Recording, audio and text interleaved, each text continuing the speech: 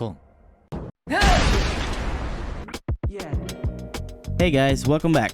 Some of you may remember that I 3D printed and painted this Aki statue a little while back, but I still need a 1/6 scale figure of him to go with the rest of my group. Since I already had a file of his head and he's just wearing a standard suit, this is a pretty easy custom to make. Now I did have a 1/6 scale jacket and pants on hand, but the jacket was just in rough condition. After trying to put it on him once, I managed to rip it in like 6 different places. Luckily my mom can sew and she helped me fix it to the best of her abilities. But since the jacket is now covered in stitches and just as fragile as before, I had my mom help me make him a separate outfit, one that matches his look from the end of the season. Her skills have come in handy for every single Chainsaw Man custom I've done so far.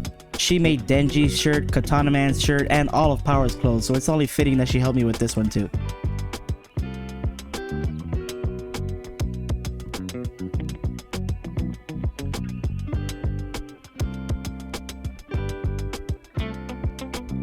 With all the sewing done, it's now time to move on to the shoes. I saw these shoes on Amazon and figured why not save myself the time of 3D printing and painting like I did with Denji and Power's shoes. The only problem was these things were a bitch to put on. It's literally impossible to put the shoe in there with the laces on since the plastic is so hard and tight. Hold on, pause.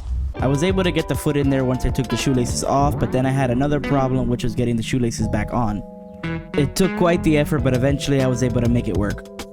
Now on to the 3D printed pieces, which are the head and this con hand sign. And like most of my prints, they are hollow, which means they have drain holes that need to be covered. You guys have seen this plenty of times, so let's just keep moving forward. I also rolled out some leftover clay into some cigarettes for him since I know he loves them. Now it's time to customize some hands. The con hand needs to be able to fit on the wrist peg, and I also needed to make a hand that would hold his sword. And to do that, I'll need the Dremel.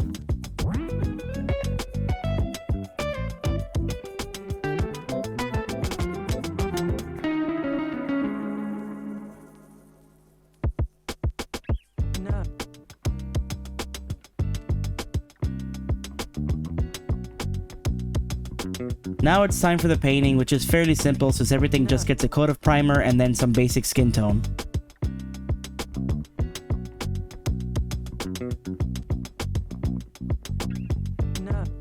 I'll put the finishing touches on the head by hand painting his hair, eyes, and eyebrows.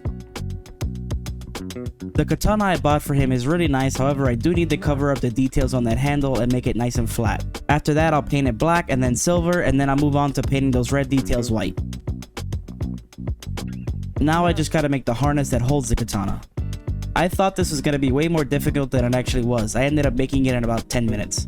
It may not be perfect, but it's good enough to get the job done. I forgot to film me making this one, but you'll see it in a bit. And like that, this custom's done. As always, I'd like to thank you guys for watching and consider leaving a like and subscribing if you enjoy my content. I'll see you guys in the next one, but for now, enjoy my custom Aki Hayakawa. Cool.